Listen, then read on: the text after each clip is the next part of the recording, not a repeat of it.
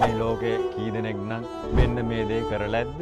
එයාගේ සතුට වෙනුවෙන් එයාව දාලා යන එක තමයි මේ මට දෙන්න තිබුණු අන්තිම තෑග්ග. මේ විදිහට ඉන්න එක මේ අපි දෙන්නටම රිදෙනවා කියලා හොඳටම මම දැනන් හිටියේ. මට මගේ ජීවිතේ කිසිම දවසක ඔයාට දෙන්න බැරි වුණු සංසුන්කම ඔයාට ලැබෙයි මම මේ තීරණය ගත්තයින් පස්සේ. නමුත් මේක ලේසි තීරණයක් නෙමෙයි. මං හිතන විදිහට මේ ආදරය කියන්නේ සමහර වෙලාවට අනිත් කෙනා වෙනුවෙන් දරාගෙන අත්හරින එක වෙන්න පුළුවන්. ඉතින් ඒ දේ නිසා මේ මාව බින්දිලා නැති වෙලා ගියත් මට වඩා හොඳින් මේ ඔයාව බලා ගනීවි කියලා මම ඔයාගෙන් බලාපොරොත්තු වෙනවා. මොකද මේ පාර ආපහු එන්නේ නැති නිසා. මේ ඔයා හැමදාම මගේ හදවතේ කොටසක්. මං හිතනවා මේ කාලයට කිසිම දවසක ඒක මකන්න බැරි වෙයි කියලා. අන්න ඒ තරමටම මේ මගේ හදවත පිරීලා. මං හිතන්නේ මේ අපේ පාරවල් එකම දිහාවට ජීවිතේ ලියවිලා නැතුව ඇති. අපි වෙනුවෙන් මව ගොඩක් දේවල් ඒ විදිහටම වෙන්න කියලා ප්‍රාර්ථනා කරාට මේ කිසිම දවසක ඒ දේවල් ඒ විදිහට සිදු වුණේ නැහැ. ඒ වගේම මේ ඔයා ප්‍රාර්ථනා කරන සතුට මගේ ළඟ තිබුණේ නැහැ කියන්නත් මම හොඳටම දන්නවා. ඔයා බලාපොරොත්තු වුණු ආදරේ,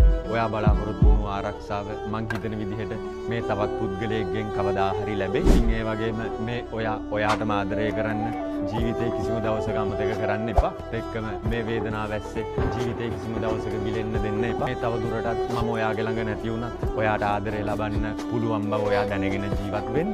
ඒ දේ හැම දවසකම මතක තියාගන්න. මේ නිහඬ සමගැනීම ඔබවත් හැරීමක් නොව මට වඩා ඔයාගේ සතුට ගැන මම හිතපු නිසායි මේ තීරණය ගත්තේ. ඊට දවස මට වඩා හොඳට ඔයාට ලස්සන වෙන්න කියලායි මගේ ප්‍රාර්ථනාව.